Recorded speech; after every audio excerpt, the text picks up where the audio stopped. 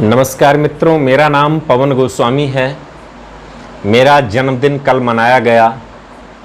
मेरे फेसबुक मित्रों ने बहुत सारा ढेरों आशीर्वाद दिया मुझे, और उसी में मेरे एक मित्र ने मेरे लिए गिफ्ट भेजा है। वो गिफ्ट मैं आपको दिखा रहा हूँ। ये गिफ्ट भेजा है गोंडा जनपद के मनकापुर के रहने वाले हैं श्री हरिशंकर त्रिपाठी जी।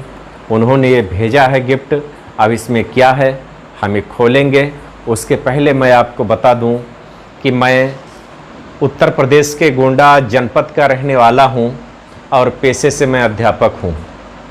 मेरे बहुत सारे मित्र पूछते रहते हैं कि आप कहां से हो, अपना नंबर दे दीजिए। तो मैं उनको बता दूं कि मैं गोंडा जनपद का रहने वाला हूं और पेशे से अध्यापक हूं। अब मैं दिखा रहा हूं कि ये जो मेरे मित्र ने, फेसबुक मित्र ने मुझे भेजा है।